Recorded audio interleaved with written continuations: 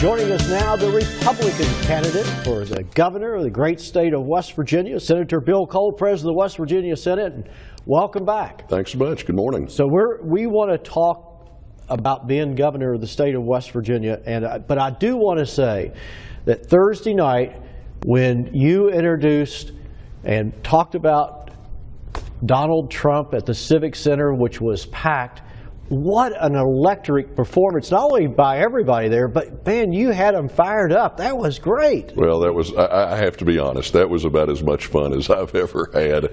Well, it was a great group and a fun evening, but to say there was electricity in the air is a gross understatement.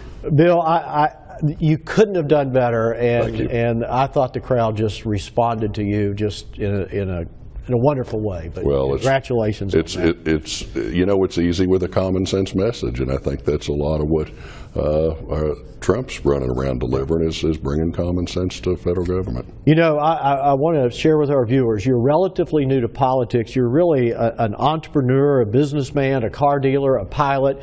I mean, and the one thing that we've seen is you're a true leader, and those are things that I think all can go into making for somebody to run the state of West Virginia. I want to ask you, what do you think is the #1 issue facing the state of West Virginia? Well, I think it's easy, and it's the go-to for every politician. Though the backup to it is somewhat thin sometimes. But jobs, we have to put West Virginians to work.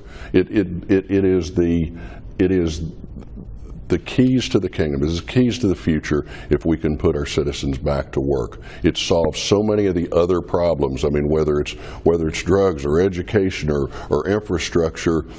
By putting people to work, we create the money, we create the income, we create, if it's an opportunity of working as opposed to going down a drug route, I don't say that it ends our drug problem, but if we funnel half as many people into that, we've gone a long way towards fixing it. So if you say that's the #1 problem, what is it you're going to do, or what do you see as the way to fix it? Well, I think what we've delivered in the last 2 years legislatively is a huge step in the right direction, whether it's our legal reforms, our regulatory reforms, right to work. I think those are the things that truly will open West Virginia for business. Move into a huge reason that I want to be governor.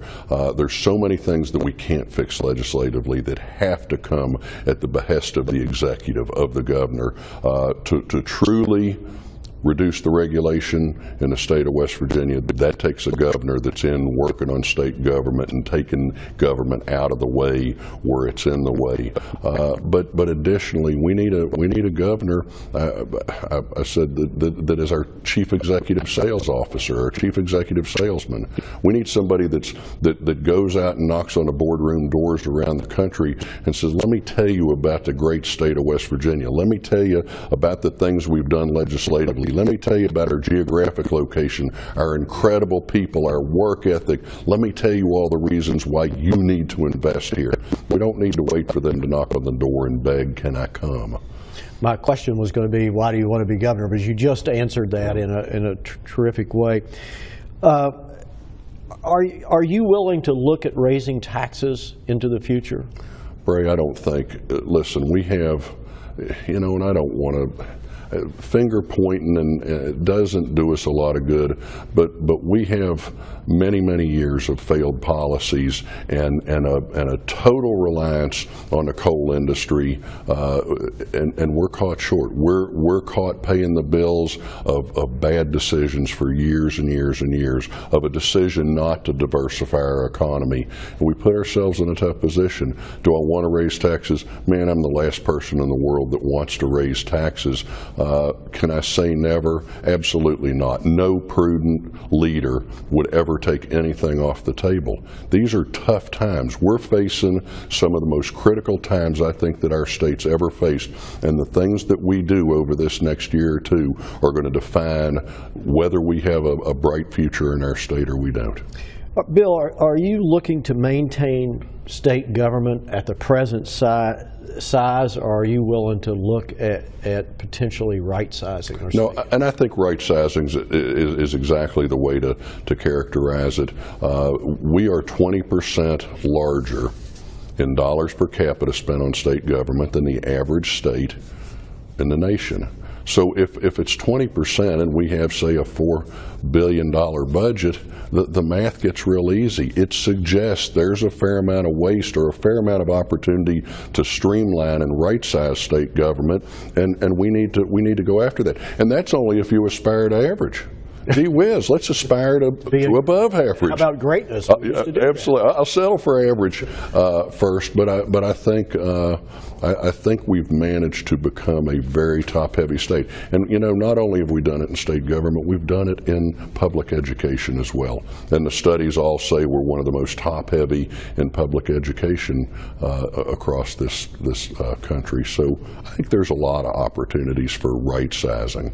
Since you were actually the man who led the charge on getting these two bills put into law, but I'm asking each candidate this, so would you repeal the right to work or the prevailing wage law? Want to be fair. Is that known as a softball?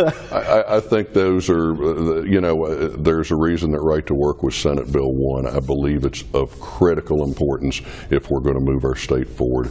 And there's going to be an announcement. It's going to happen on May 31st, and there'll be a company that is going to locate here with 400 to 600 jobs. And the only reason that we got in the running was because we became a right to work state. That was the only reason. The other site selection that they were considering were all right to work states.